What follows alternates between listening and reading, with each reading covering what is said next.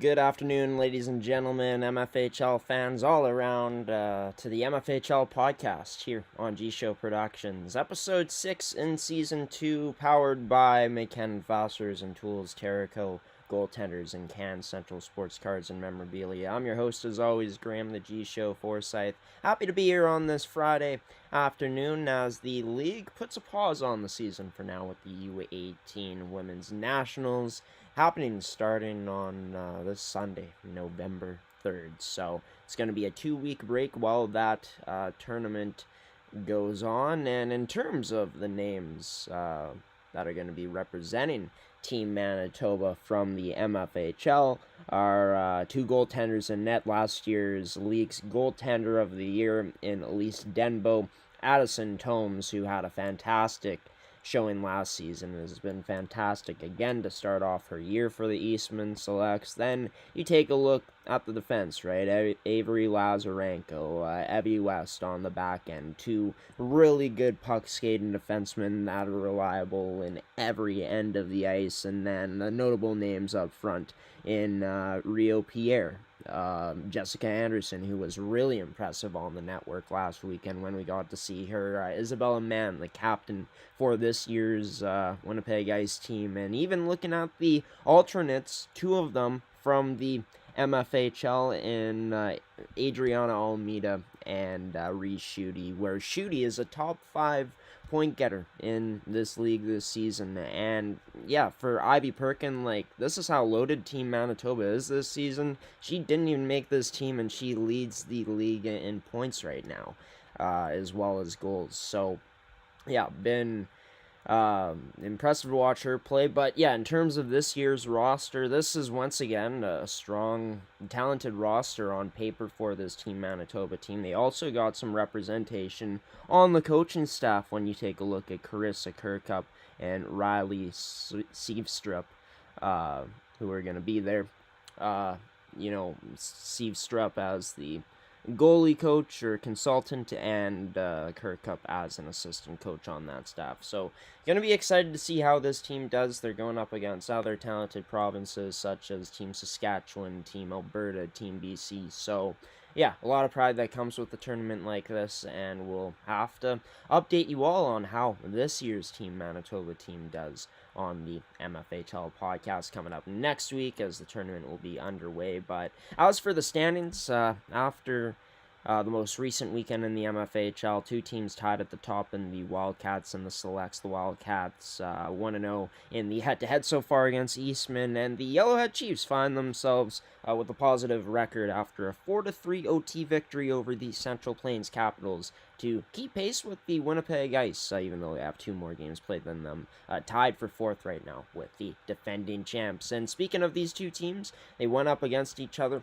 in the MFHL semifinals last season, one of the two semifinal series, and it was, a disappointing end to the season for Yellowhead in terms of, again, swept in that series. But Derek Tibbetts, head coach of the Yellowhead Chiefs, who joins the show today as the only guest, touches back a bit on that semifinal series, what the team has learned from it, the returning players. We also talk about this year's group overall, as there are some new players coming in to Yellowhead that are making their MFHL debuts this season and have already, and we get into some other great stuff here on this edition of the MFHL podcast with Derek Tibbetts, head coach of the Yellowhead Chiefs, here on Ep.6, Season 2 on gshow.ca.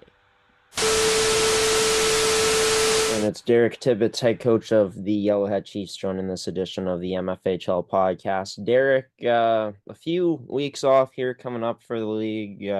Teams won't be back in action until the November 15th weekend. This Yellowhead Chiefs team starting off 3-3, a very hard-fought battle against the Central Plains Capitals, where this team wins in overtime 4-3 last Saturday. Talk about what it's been like so far this year, and I guess this past weekend with that win. Hey Graham, yeah, thanks for having me. Yeah, and I'll back up there. We're 4-3, so yeah, in that last game against Central Plains, it was a hard battle. It's always nice to play against Central Plains and the new coach there, Freddie Nielsen. There, we always had head-to-head battles there when he's in the league there. I don't know, 9 years ago. So it was good to coach against him, and yeah, it was a good game overtime. Our rookie defenseman threw a puck on net, and yeah, that was the game winner. Yeah, always huge to get those contributions, especially from a rookie defenseman, like you said. What's that been like this season? Of course, having returning players, but a good crop of some newcomers coming in this year as well. Yeah, we got lots of newcomers coming. We got 8 of them, I think it was. But yeah, they're handling the league so far pretty good. And yeah, we've even got a 2010 there, Rose Cochran. So a very young squad we have. So yeah, it's going to take some time. We're not quite where we want to be, but it's early on in the season. So yeah, we're going to be all right for now. Yeah, and we actually had a chance to catch up before the Eastman Selects game that we ended up calling back on October 12th, where this team fell in a close one, 4-3, 10 till the very end. But you had talked about how how teams like the Winnipeg teams have a bit more time to prepare compared to teams like yours, the Yellowhead Chiefs, and I guess the other rural teams. But what's that been like? Like you said, the rookies adjusting fast. How this group's come together so early on in the season, not having as much time compared to maybe some other teams in the league together. Yeah, there's about 3, 4 teams that start early training camp right after the season's done, and I think they get at it during the summer. So we're just still starting to catch up here, and it's going to take till at least Christmas time before we get into our groove and everybody knows what's going on with systems and what to expect in the league, and yeah, just the pace of it. The girls that are stronger, and so they have to. Yeah, they have to get used to that. So, yeah, like I said, Christmas time we'll be away after that. Yeah, and even so, this team coming off of back-to-back victories heading into the upcoming matchup, but having a chance to see the returning players from this year's team, most notably a player like Kirby Gray. How huge has it been for them to step up so early on in the season, as well as players like a Jordan Veach and players like in Ned and Merckx. Yep, Claire Mertz. Yeah, Kirby and Veach.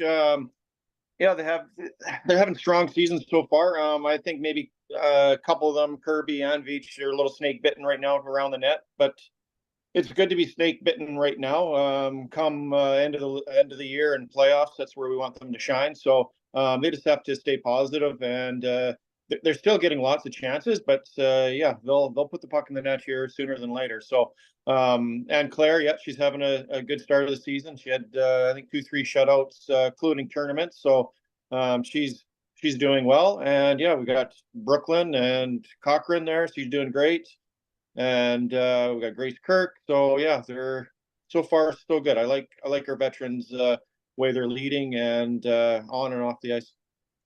Talk about this year's leadership group, of course, comprised of all veterans, deciding to go with who this group went with. Yeah, it was a tough call, but we ended up going with Grace Kirk as the captain. She's well respected in the room and in the league too. As go for that. But yeah, we have some great great veterans there, and we picked the right one. So hopefully that'll help us throughout the playoff run. For this squad, near the top of the league in penalties at this point in the year. Always in the past, a team that plays a very physical, aggressive team that usually those penalties, I guess, arise from that. Talk about, I guess, this year's style, not changing anything, but how you want to see this team play, I guess, come by the time you said December around there. Yeah, we've got to we've got to rein those penalties in. Don't get me wrong; some of them weren't called for, but a penalty is a penalty. So we've had lots of discussions in the room about penalties. So we need to we need to be better on that, but we don't want to take away the physical style that we play. So It's just a matter of what the refs are going to give you each night, and hopefully they get consistent a little more throughout the year. And yeah, we're a puck possession teams, and we like to play physical. So that's our style right now. Yeah, and in the matchup, we got to see a very good, solid penalty kill on the penalties that were taken against Eastman. I guess that helps in a way, even though, like you said, you want to obviously rein those penalties in. But if you are taking them, certainly helps when you have a penalty kill that can be reliable. Well, when you get so many penalties, our penalty kill gets a lot of chances at it. So I guess that's how you get good at it, right? No, for sure, for sure. Obviously, this year, like you said, about eight newcomers coming in, a good veteran group, a group that last year made it to the Final Four, coming back in a thrilling five-game series against the Winnipeg Abros, losing in three to the Winnipeg Ice in the semifinals. But looking back on last year, how you feel like this group can maybe take away from those experiences, the highs and the lows? Absolutely. And you know what? I said everything was pretty even last year. I'm going to go even like it's the priority in the league. It's even um, how can I say it's even better than last year. Like anybody could win. You have to be on every night. Yeah, so it's gonna be a great ride here. It's gonna be a great season, and I can't wait for playoffs already. Um, so yeah, the experiences that we had in the semifinals will for sure take away for the playoffs this year, and hopefully that'll help us in the long run. You know, this team going to be getting a rematch against the Central Plains Capitals coming up on November 15th when this team is back in league action. Then against the Westman Wildcats on the 16th, and then against the Pembina Valley Hawks on that same Saturday or same Sunday of that weekend. But getting a few weeks off, how huge do you think this is so early on in the year for, both the players going to the U18 Nationals to not miss any game time and both for all nine teams in the league now to get a bit of a breather here early on? Yeah, and if you've got some hurt players, that's going to help you for sure. 2 weeks off is good all around, especially when you have. I think we have seven 3-day weekends with games, so it certainly helps us. We're going to have a couple weekends off for the girls, so and then we get back at her with about 4 or 5 practices. So yeah, it'll certainly help everybody. Yeah, it'll certainly help us anyways for sure.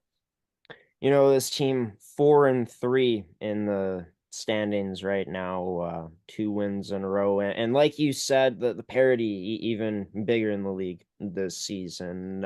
These next three games coming up, even though they're early on in the year and you're still trying to find your group, still a lot of importance given how tight things truly are, and given that there's now going to be a playing game put in there with nine teams in the league. Yeah, the league is like we've seen everybody play, and like I said, anybody can beat anybody. It's so even. Even a crazy goal will win that game. So everybody's got great goalies. Everybody can put the puck in the net. Everybody's sound defense. So it's just a matter of who's going to be hot down the stretch, and then they'll be running away with it. So yeah, it's gonna be awesome. You can't. We got the best league around, and when all nine teams are great like that, what's better? What's better than that? It's great to see.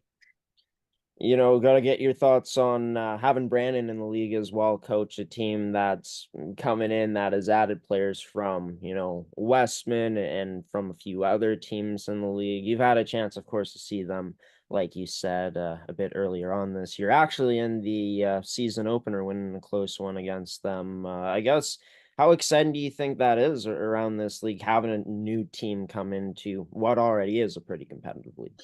Yeah, it's all exciting when you get a new team in. They're doing well right now for their first year. Um, there's lots of ups, there's lots of pros and cons about a new team. Did we need it? Lots of people say it's watering down the league, and right now that's what maybe I thought. But as I see everybody, I think it's not watered down yet. It gets a chance for all those girls to play. Obviously, there's a lot of girls out there, so yeah, it just gets more opportunity for those girls to get to that next level and play in our league. So for right now, I'm just going to bite my tongue and just just we'll see how it goes this year. But yeah, I'm excited for them to have a team here, and yeah, it's going to be fun playing them. Yeah, for sure. And always like to, learn the perspective about, a new team coming into the league from, the coaches that actually are coaching and around the league day in and day out. And Derek Tibbetts, a coach that's been around for a while here in the MFHL for his Yellowhead Chiefs, joining the MFHL podcast for this week's episode. First one here in November. Derek, I'm sure we'll see each other eventually coming up at the rink. Until then, good luck the rest of the way this season, and excited to see where Yellowhead's going to be going this year. Right on, me too. Yeah, thanks for this. And Derek Tibbetts joining this edition of the MFHL podcast, presented by McKen Fasteners and Tools, Can Central Sports Cards and Memorabilia, as well as Terrico and goaltenders, for this Yellowhead Chiefs team so far this season. It's been, you know, some ups and downs in terms of the win-loss record, but they've been playing in pretty close games. Their worst loss of the season was a 5-2 loss against the Winnipeg Avros, and losing a tight one against the Eastman Selects after that 4-3, but then bouncing back with back-to-back wins. The most recent one against the Central Plains Capitals, battling to OT to beat them 4-3 there. And in terms of the power rankings, where this Yellowhead Chiefs team comes in is at number 5. I believe this is the first time we're actually showing these for the MFHL this season. Actually did a interview with Jared Down of Double J Sports Media based out of Saskatchewan, and they just released Western Canada top 10 power ranking, and the Avros, Wildcats, Ice, and Selects all actually featured in it. So Manitoba, very strong so far to start off the AAA season in the female U18 AAA scene. But the reason for the Avros on top, even though this team not in first place at the particular moment, they had the best record through the first 5 games of the season out of any team, only losing to the Winnipeg Ice. And why are the Ice 2 spots below them? Well, for the Westman Wildcats, they're, of course, as you've seen, tied for a top spot in the league so far this season. And as for the Winnipeg Ice, they end up losing to the Westman Wildcats, their first loss of the season. Yes, they beat the Winnipeg Avros in a shootout to start off the year, and the Ice showed that they could dominate, but the Avros overall in terms of league play, they've been super dominant so far. Just taking a look at the goals against average, and in my opinion, I think that, with this Winnipeg Avros team on that opening night, there were a bit of nerves to start off, and I think that the Winnipeg Ice, with their experience, and even though they have, their fair share of newcomers coming in, I just felt like they handled opening day in particular a bit better. But in my opinion, I'm going to go out and say this. I think that the Winnipeg Avros have an unreal roster this season, and I think they have a bit more high-end firepower than the Winnipeg Ice this year, and the best goaltending tandem in the league. As for the Selects, why they're outside of the top 3, as great as this team is, and they only have 1 loss on the season, that 1 loss coming to the Westman Wildcats, and I think that, the teams above them just have proven so far to have a bit more firepower, top-end firepower up front with very good teams. And I think for the Selects, if you want to be the best, you got to beat the best. And they haven't faced the Avros or the Ice yet, but that's going to be a phenomenal matchup when that happens. But they got to go out and prove that they can beat those teams, right? I think that teams they've beat, when you look at it, the Pembina Valley Hawks, the Central Plains Capitals, the Interlake Lightning, even the Yellowhead Chiefs, like, none of these teams in this league are pushovers, but the Selects just haven't been able to face many of the top 3 teams yet, or on this list, or, failed to close it out against the Westman Wildcats. So until they can do that, that's why they come in at that spot.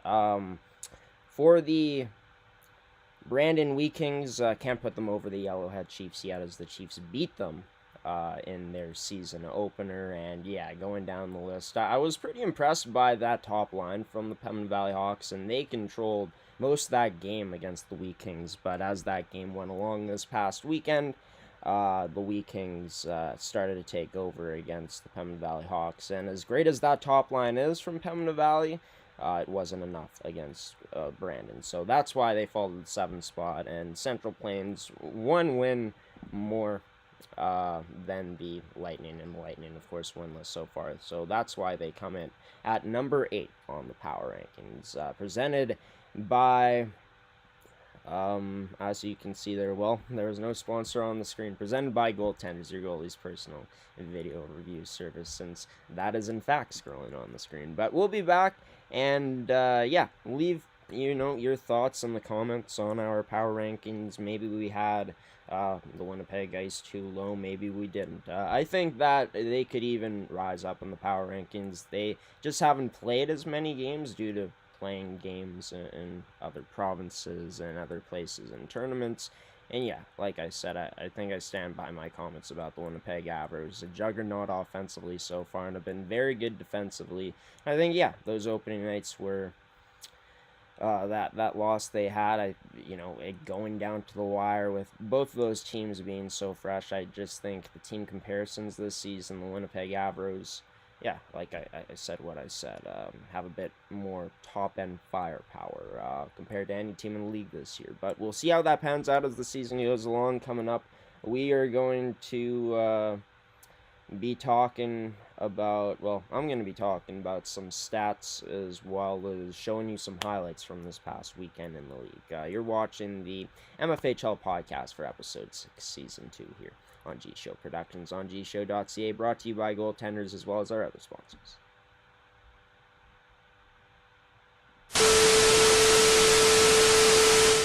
Welcome back to the MFHL podcast for episode 6 in season 2. It's currently 2:24 p.m. here on the first day of November. I actually contemplated shaving here live while this podcast was going on. Thought that would have maybe been funny, but I didn't want to cut myself, and I feel like that would kind of be hard to do, and I feel like I didn't want anything to go wrong. But yeah, we'll be shaving in regards to participating in November. Of course, supporting that movement as I like to do every year. We may even start a fundraiser for November, raising awareness and money for cancer research on testicular cancer, specifically, also into mental health on the men's side of things for men specifically. So yeah, that may be something we do this year. I'm not too sure yet, but stay tuned for that. We're also going to be releasing our November and December schedule coming up in just a bit today, maybe even tonight. But I will tell you this, we got the Charleswood Hawks and the Raiders Junior Hockey Club live on our network tonight at Iroquois 7:34. Some Manitoba Major Junior Hockey League action. Of course, no MFHL action until February 15th for the league. Not February 15th, sorry, November 15th is when the play in this league will return. And we'll be back at it on November 16th to broadcast the Winnipeg Avs going up against the Winnipeg Ice, a rematch of the season opener down at the Hockey for All Center once again. But let's take a look at some statistics from around this league. And yeah, Ivy Perkin has been fantastic to start off this year, leading in both goals and assist categories. Now, I will say this about the Westman Wildcats, based on players like Lucy Waldner this season and Reese Schutte. This is a team that I think maybe on paper compares best to the Winnipeg Avs in terms of that top-end power. And yeah, they've proven it so far, as Perkin, Waldner, and Schutte all top 5 in assists. Veda Rigo, a guest on last week's episode, sitting tied for first in assists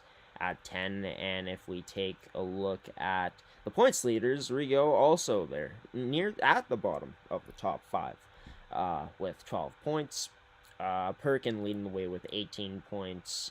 Rio Pierre 1 point back of her with less games played. Schutte and Waldner also in that top 5, filling out those 3 and 4 spots. And as for goaltenders, well, Claire Merckx 3 and 2, but a really good save percentage to start off this season, 918. Kylie Hack 3 and 1 record so far, but a sub 900 save percentage, something that she'll definitely want to improve on as this season goes along. But really good save percentage from her teammate in the pipes in Indigo Stone. Heck of a name. Really cool name.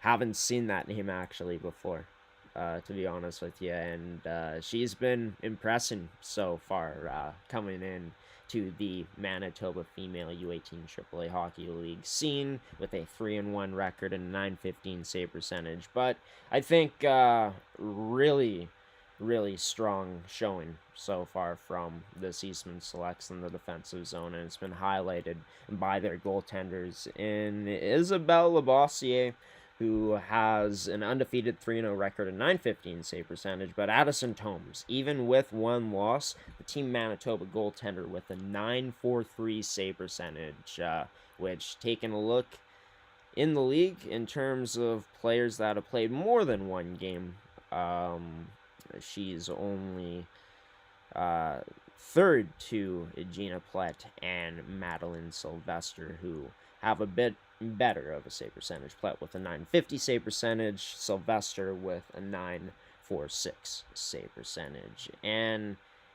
yeah, in terms of Team Manitoba, once again, if we look at this roster, both goaltenders from the MFHL, as well as taking a look at the blue line, not as much representation as it's Evie West and Avery Lazarenko as the only players there. I think this is really impressive. Africa Sobering, an 09 player on the U15 North Stars, making this team and cracking the roster from Thompson, Manitoba. That is really impressive. That's going to be a player to watch if she ends up choosing the MFHL U18 AAA Hockey League as that next place to play. But really strong representation up front from the MFHL. A bit surprised, honestly. Really shocked that Ivy Perkin isn't on this team this season. And in terms of Ivy Perkin, you'll have to wait and see if her Wildcats are going to be on our broadcast schedule coming up in this month as well as in December. But speaking of some MFHL play, talking about highlights from stuff that happened last week, or yeah, I guess this past weekend at this point, we traveled down to well, I shouldn't say we. I traveled down to Morden, Manitoba. I had a camera operator out there that really happy that he was able to help us out on that night, because yeah, it was quite a trek. Haven't driven that long since last year. Not as far as going to Hartney, however. It was a bit of a shorter drive, but it was a really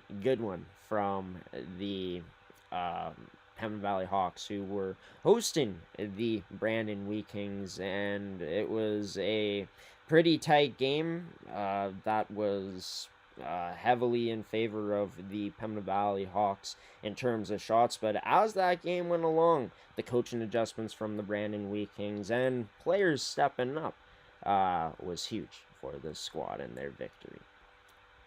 As in the first period, on a power play, this goal is going to be tipped home from the point. A Madison Blaine shot that gives the Wheat Kings the early 1-0 advantage. But later on in this period, Jessica Anderson receives a cross-ice pass, goes in and wires a shot off of the glove of Danica Averill to tie this game at 1 apiece.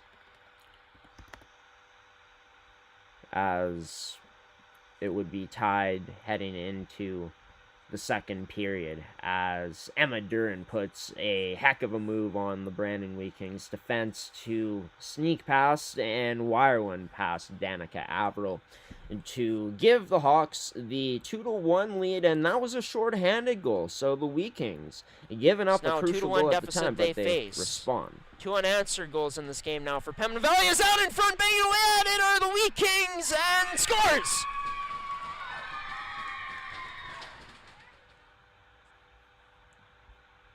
And it would be Jade Campbell who would bang away at that rebound goal on the power play to answer back for the Wheat Kings. Later on, into the third period, a costly turnover into the possession of Jordan Bell, who retrieves that puck that was loose, wires it past Cassia Rakowski, giving Brandon the 3-2 lead to power them to that victory. For this Brandon Wheat Kings team, they would add an empty net goal that would be unassisted off of the stick of Haley Blaine, who ends up having a pretty big night. Opening assist, the primary one that was tipped away by Cassia Baranek on that opening goal, as you saw on that power play.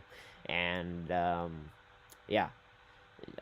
Blaine, of course, scoring the empty net goal, like I just said. But I think for this Brandon Wheat Kings team, a team that got heavily outshot in this one, if we look at the shots, 49-21 in favor of the Hawks. But Brandon just stuck with their game, made improvements as the game went along. I think on that power play was a perfect example. I said it throughout the broadcast. I had a perfect view from behind the bench to see what this Brandon Wheat Kings team was doing, what they were drawing up. And it was, smart, good tactics, and really just simplified things for this team, like crashing the net and making simple things happen, like just every time you go into the zone, to, if a play is there, pass it off, but if it isn't, throw it to the net, get bodies in front of the net, and really make it chaotic for this Pembina Valley Hawks team to defend you when you get your opportunities. And then you rely on who was a phenomenal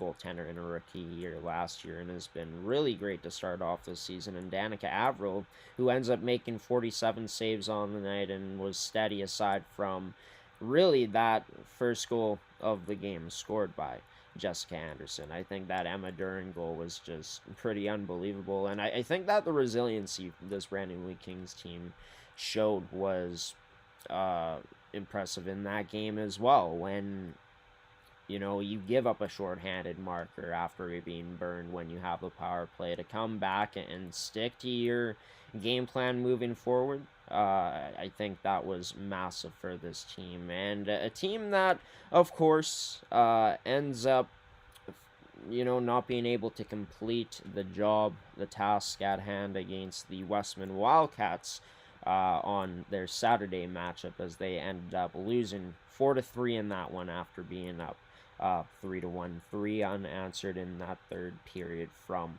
the Westman Wildcats, as it helped them power their way to the top of the standings, of course, also beating the Winnipeg Ice 3-1. But we didn't get to cover any of those teams in our Saturday matchup or a Sunday matchup, since we didn't broadcast in the MFHL on Sunday. I don't think we even will this season, unless it comes to playoffs down the line. But maybe in January and February, who knows, we'll have to see. But yeah, we were in Stonewall on Saturday night to broadcast the Eastman Selects, their road game against the Interlake Lightning at the Stonewall Veterans Memorial Complex. And the Interlake Lightning came into this matchup after only losing 2-1 to the Winnipeg Ice, also outshooting the Ice in that matchup. But it was a bit of a different story on Saturday night, as it was the Eastman Selects who proved once again why they are one of the best teams in this league. And to be one of the best teams in the league, not only do you have to show dominance against the top end teams, but the bottom end teams as well, as it was a matchup of a team with 5 wins coming in, going up against a team with 0 on the season.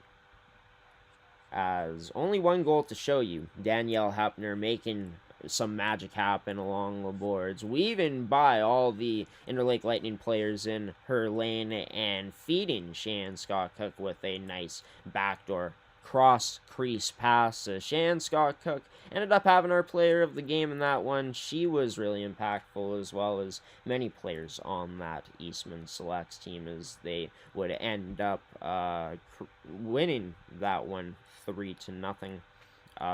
And if we just take a look at the statistics of what went down in that matchup, Scott Cook scoring the only goal in the first period, Maya Grenier scoring in the second, and Sophia Heidinger scoring under a minute into the third period. And if we look at that game, shots were 30-14 for the Eastman Selects. This is a team that, when they are able to get on their forecheck and when they're able to hem you in, activating their defense as well, and their defense chip it down to the forwards, and the cycle continues, and they hem the other team in, and they can't get past the blue line. Like, this is a very dangerous team to go up against when that does indeed happen, when there's a result of you failing to clear the puck and they're just able to continue on their cycle, because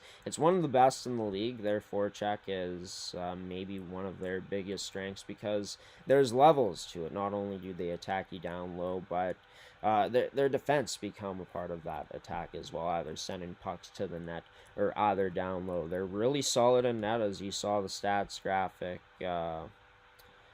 a bit earlier on here, with, Isabelle Labossiere with 0 losses on the season, Addison Tomes with only 1 loss but a .946 save percentage. This team is very well rounded, and it was another solid game for them. And then they go out and beat Pembina Valley 6-1 the very next day, and continue that strong play. This time in that one, outshooting them 36-28, and that was a Pembina Valley Hawks team that, of course, outshot the Brandon Wheat Kings pretty handily in that victory that they had.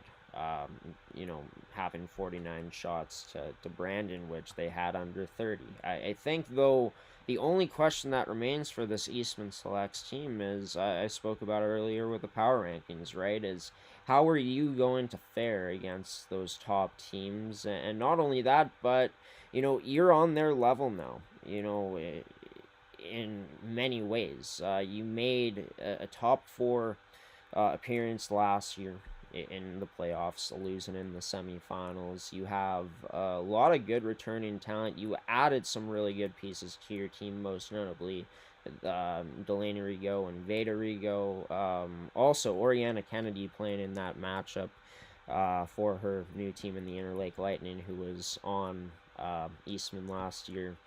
We spoke about it last week. I did with Veda, her and her sister playing on Interlake last year, and being on Eastman. So I think that was a cool storyline. But even with losing Oriana Kennedy in net, like, Labossiere has been fantastic to start this year in net. They had a really strong U15 AAA team last year, and Eastman, they're starting to become a real threat in this league, but they need to go out and, like I said, prove and close against the top teams, and they weren't able to do that against the Eastman Selects last year. They had some success against the Winnipeg Ice. I mean, if they played them in the finals, who knows what the score would have been in that series. And I think it's going to be a really interesting test for them against the Winnipeg Avros, given that I think that, like I said a bit ago in the show now, that the Avros and Westman, if there is any team that I think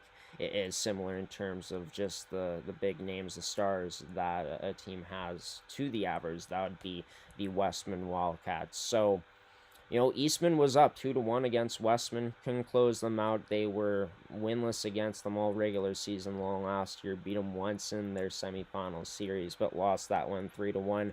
failed to close them out again. But this is a team that is only going to get better as the season goes along. A team that I think has the recipe to go out and win against the top end teams. It's just, can they get over those mental hurdles, and can they actually do it? They got solid goaltending, good defense, a core that they added to, as well as, sure, losing their best player in Ginger Fast and losing some other big names. But, you got players like Shan Scott Cook, who are in their second year now, who have looked really impressive to start the year and can insert themselves in the game and get really physical and even antagonize other teams and frustrate them with just her playing style. And Isabella Carrier, who, had a really strong rookie season last year, is looked pretty good to start off this season. And then you look at the other players on this team in terms of the vets, the returnees that are going into a third year in the league, and Sophia Heidinger and Danielle Hapner. A very balanced team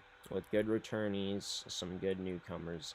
That, the only question remains, can you go out and beat the big names like the Avros, the Wildcats, the Ice this season? They've proven they can beat a team like the Chiefs, even though it was a close one. And I think that's what it's also going to take, is probably winning in a close game against one of those three, whether it's the Wildcats, the Ice, or the Avros, right? But yeah, in terms of players of the week, I believe the MFHL announced this, as we are going to send you off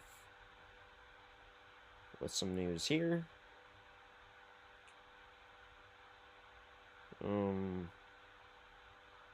Players of the week. Don't believe they announced anybody this week in the league, but if you ever do want to see that and we don't report it here to you, MFHL U18 AAA on Twitter is the place to go. Also, shout out to the Interlake Lightning, who in that game on Saturday night ended up raising funds for their 50-50, all their proceeds going to Cancer Care Manitoba in the fight against breast cancer. And I think, it was a wonderful thing to see. They were playing in those pink jerseys, which, even though they didn't have the name bars, I think it was a really nice touch, and really great that they didn't just wear them in warm-ups, as I've seen many teams, wear jerseys like that for warm-ups specifically. Seeing them wear them throughout the whole game was really cool and really special in their home barn in Stonewall. And yeah, even though that team in the Lightning are winless so far, you can see that there's the effort that's there. This is a team that's proven they can outshoot, teams that are championship contenders like the Winnipeg Ice, and even, taking them to only a 2-1 loss for themselves. And Chloe Minkus has been a player that can put the puck in the net. This team has some talented players, like Brianne Winross. They have some solid goaltending in Kennedy, and, just taking a look at it, Jane Sugimoto, my apologies, I was trying to remember her first name off the top of my head, wanted to make sure it was right. But yeah, I think that Kennedy's gonna get better. She only has an 8.43 save percentage so far this year. I think that's a team that should show improvement throughout the year. I don't think, even though they're 0-8 so far, I don't think this is a team that's going to back down in games. I think they're going to give an all-out effort game in and game out, and that may even shock some of the top-end teams this season if they don't come ready to play at the rink. And I think that's going to be the biggest thing this season. The biggest separator is who are going to be the teams that lock in mentally, because the mental is so huge. All of these players have the skill to go out and do some damage. It's about who wants it more, and that starts before the game, right? And I think that playing with heart and playing with all-out effort is exactly what Interlake needs to do, to continue to do as they try to find their first win of the season coming up here. Continue to trust the process, and I think maybe you could be rewarded in ways, and maybe you shock a team or two. We'll have to wait and see with this Bolts team. But yeah, we're going to send it to one last transition here, and I'll be back to talk about what's to come, I guess, next week on episode 7 of the MFHL podcast in season 2 at the time, as I'll also wrap things up here on this Friday afternoon on G Show Productions.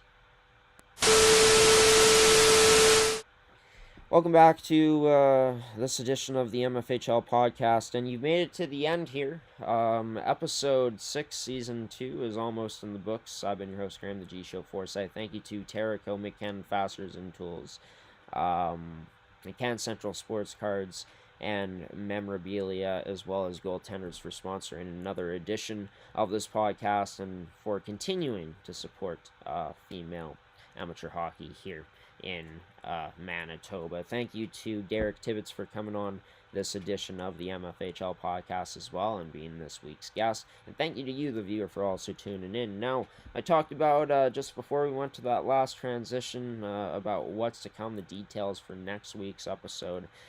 Since there is no league action, no league play, what we're going to be doing is I'm going to be going through, all 9 teams, the different strengths, the maybe things that haven't gone as well for them, what they can improve on, all that good stuff, and my outlook on them, where I think, they could end up at the end of the season. Are they going to be a championship contender? Which team is going to be playing in that play-in spot? Because there's going to be a best 2 out of 3 series in that 8th versus 9th place rankings in the standings that are going to have to play a series this year to qualify for the playoffs. So that's new to this league this season. At least it hasn't happened in a while, and it's going to be fun to discuss that in terms of who could potentially be in that spot. But it's so early on in the season, and I think that's going to be a part of the discussion next week, which teams that may not be starting so well but could get better as the year goes along. Hoping to speak to Brad Kirk next week. So Brad, if you're somehow watching this, be sure to hit me up if you want to, of course, make contact first, or I might just end up calling Brad at this point, as I still got to text him at least. But yeah, looking to have Brad Kirk on the show, maybe looking to have a few players. Yeah, there's no action, like I said, in the next 2 weeks for this league, as they'll return on November 15th on that Friday. But if you do enjoy the MFHL and this podcast, and you've seen a few episodes and maybe you're not subscribed, I suggest subscribing and turn on notifications. Not only does it support us, but it supports the leagues we cover, this league as well, specifically for the purpose of this example. And the purpose of this example is telling you that if you turn on notifications too, that you won't miss any future uploads here. You'll be notified when this podcast comes out, when our live stream games come out as well for the MFHL, and any of our other content here on YouTube. Be sure to check out our website, gshow.ca, next week, as on Monday we'll be posting our Week 9 schedule. And folks, we're officially out of October into November, as of course no MFHL hockey for the next 2 weeks, but that gives teams time to recover for players that aren't playing and the U18 Women's Nationals, and for the players in the MFHL. They get a chance to, who are going to the U18 Nationals, they get a chance to go out and represent their province and wear their province's jersey with pride. Best of luck to all the MFHL players that are competing at this year's U18 Women's Nationals tournament for Team Manitoba. Rooting for them, hoping the best for them, and hoping the best for you all here on this upcoming weekend. Have a great rest of your Friday, everybody. Have a great and wonderful weekend. Enjoy all the hockey coming your way, whether it's Jets or maybe you're going out and watching some other league. Whatever the case may be, we hope you have a wonderful and safe weekend, an entertaining one at that. And until next week, when we'll be back on Friday afternoon, we'll see you then. Signing off now, myself, Graham, the G Show Forsyth, giving you the salute, peacing out, and waving so long, everybody. Take care.